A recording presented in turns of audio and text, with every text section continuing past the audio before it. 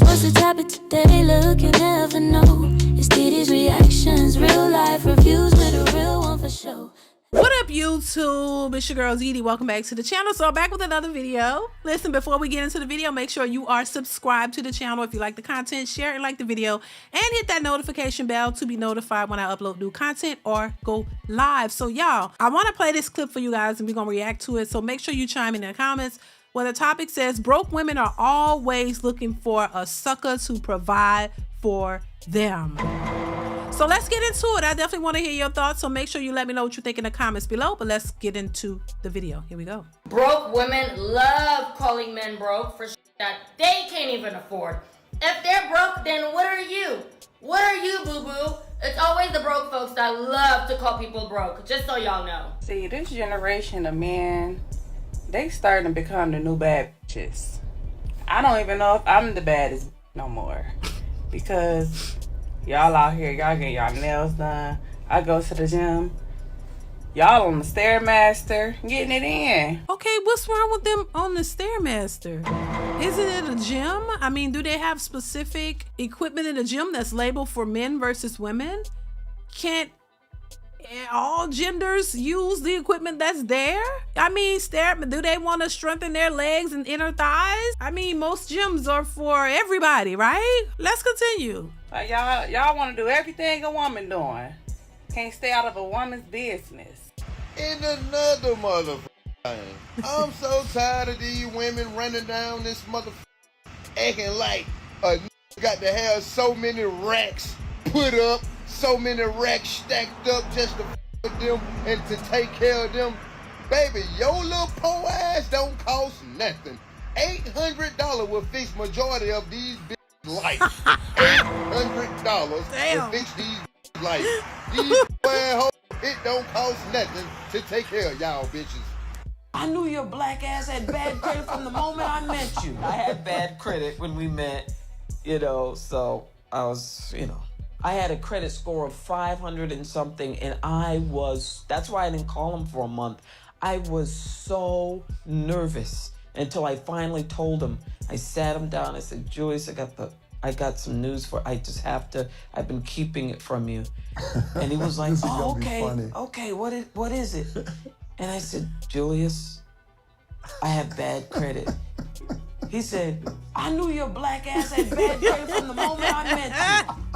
But that's all right. I got good credit. We can use up my credit. That's okay. And look, I think that's interesting. And I think it's sweet because she, initially she didn't want to let him know that she had bad credit.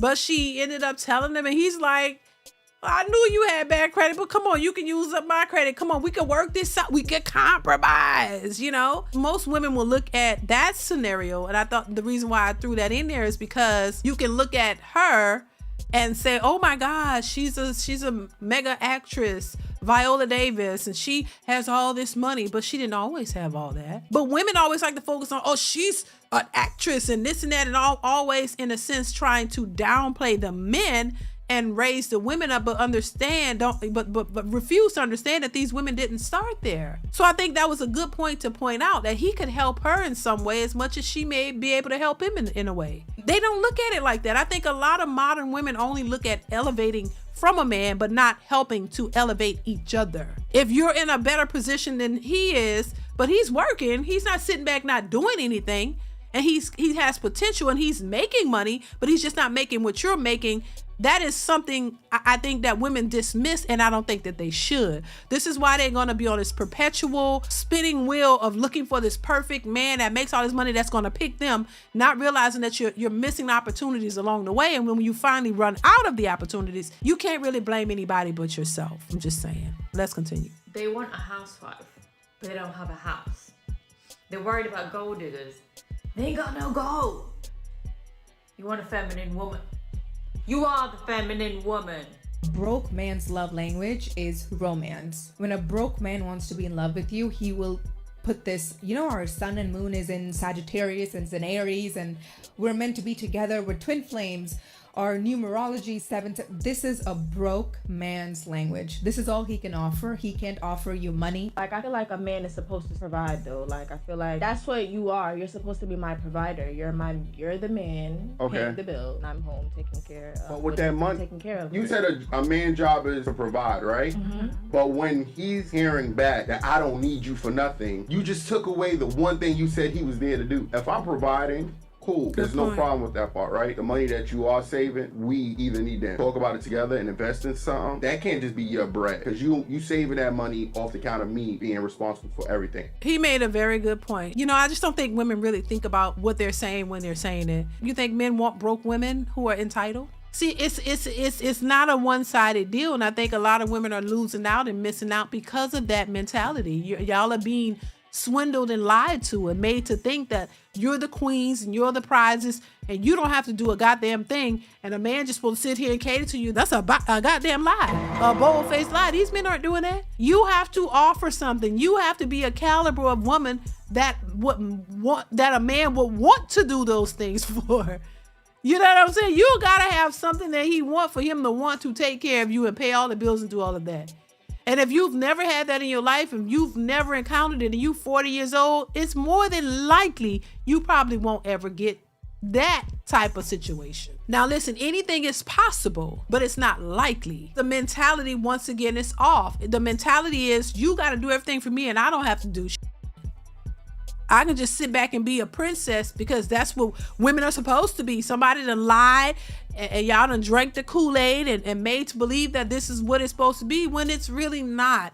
And if women would start to realize that and understand what a relationship really should look like and what it is based upon, I think we can get more people married. We can have better relationships between one another. You could see relationships thriving and not women walking away thinking that they could do better and the grass is green on the other side, but respect and cherish what you have, because, you know, life has to end at some point. You don't have all this unlimited amount of time that you're here.